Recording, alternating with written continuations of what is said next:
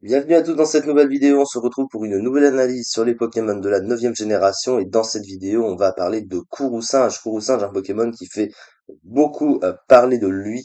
Il est donc la nouvelle évolution rajoutée de Colossinge, Pokémon de la première génération et donc dans la lignée finale avec Férocinge au début. Il possède un double type combat et spectre qui est le combo offensif de Marshado qui est resté jusqu'alors le meilleur combo de stab du jeu. Et du coup, sur un Pokémon non fabuleux comme lui, Combat Spectre, c'est extrêmement fort, évidemment, puisque les deux stabs suffisent à eux-mêmes. Ils ne sont hésités que par Zoroark d'issue et Zorua d'issue qui sont pas encore revenus dans le jeu. Donc vraiment, un double stab très fort. À côté de ça, il possède trois talents. Acharné qui booste de 2 crans son attaque s'il se fait prendre une baisse de stats, ce qui est extrêmement adapté à ce Pokémon-là. Il a Attention qui l'immunise au flinch et à Intimidation. Moins intéressant qu'Acharné, mais pas inintéressant d'être immunisé à Intimidation, pardon. Et à côté, il a Esprit Vital qui l'empêche de dormir. Donc, plus situationnel, mais pas inutile non plus. À côté, sur le plan des statistiques, bah, il est plutôt correct. Alors, une attaque de 115, moyenne, mais évidemment très forte. Euh, un bulk assez bon aussi de 110, 80, 90. Vitesse pas incroyable, mais correcte de 90. L'attaque spéciale de 50, évidemment, il n'utilise pas. Mais il n'en a pas vraiment besoin. Et sa vitesse moyenne, il la compense par le reste. Donc finalement, c'est pas trop grave. Ensuite, eh bien, ce qu'on peut constater, c'est que le Pokémon est bel et bien dans le tiers Uber, puisqu'il a été banni tout récemment. Après une supériorité dans le metagame et dans l'overuse, il a fini par être ban visiblement. Donc ça prouve que le Pokémon est très fort. Sur le plan du move pool maintenant. Alors déjà, il faut noter qu'il a une attaque signature qui fait partie de ce qui le rend très fort. Ça s'appelle Rash Fist en anglais ou Point de colère en français.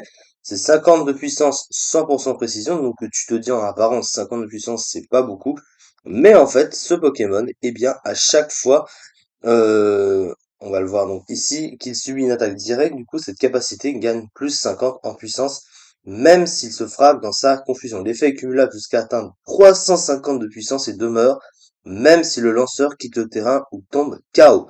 Donc, en gros, il va prendre des coups, cumuler une puissance sur son attaque, et même s'il switch, il va conserver cette puissance dans le cours de la partie. Donc ça veut dire que tu peux te retrouver à un move de type sec avec 350 de puissance. Voilà, hein, c'est vraiment ça, hein, juste une petite puissance sympathique. Donc le Pokémon, voilà, hein, ça donne un peu l'idée de la puissance. À côté, il a le petit close combat hein, dans son autre stable, évidemment. Et puis un move pool offensif excellent avec plein de trucs, hein. Les points élémentaires, séisme, vampipoint, etc., etc. Éboulement, site bombe, etc. Bref, très très bon move pool. Il a aussi accès à demi-tour, un petit pivot, sait-on jamais. Ensuite, sur le plan du soutien, c'est vrai qu'il a pas grand-chose, mais il a ce qui lui suffit. Il a les pièges de roc, il a provoque, on n'avait pas vu qu'il avait aussi accès à tout ou rien, et tout ou rien avec un Pokémon avec une bonne base point de vie, comme lui, c'est assez intéressant. Tout ou rien, pour ceux qui connaissent pas, en gros, il se suicide, mais il inflige à l'adversaire le même nombre de points de vie, dépendamment de sa base point de vie à lui. Ce qui fait que plus t'as de points de vie, plus l'adversaire va en prendre aussi, et du coup, eh ben, tu peux tuer un Pokémon si t'es full life grâce à ça. Donc ça en fait un excellent suicide lead. Euh, donc en fonction du set évidemment que vous utilisez. L'utilisation de Gonflette également, Gonflette très pratique pour son attaque signature, notamment puisque ça booste sa défense qui est un peu plus faible, ça le fait taper plus fort également, ce qui fait que tu peux trouver une grosse puissance, pouvoir tanker les coups, pouvoir maximiser la puissance de ton move et derrière faire très mal. Ce qui lui manque peut-être, c'est un bon move de soin, parce que c'est vrai que pour un Pokémon qui veut se placer comme ça, un move de soin c'est toujours pratique, mais il reste fort malgré tout et il n'aurait pas été banni. Sinon, c'est vrai que donc comme on peut le constater, alors là on est en Uber, il a environ 10% d'utilisation actuellement. Ah, ça date le plus récent parce qu'on n'a pas encore les usages hein, du mois prochain, du mois en cours, plutôt du mois de janvier, qui viendront donc le mois prochain. Mais c'est environ 10% pour le Uber quand même, c'est assez intéressant. Il avait plus de 20% en overuse, donc d'un cinquième des Pokémon ou des teams plutôt, le jouaient. Donc vraiment ce Pokémon est extrêmement fort.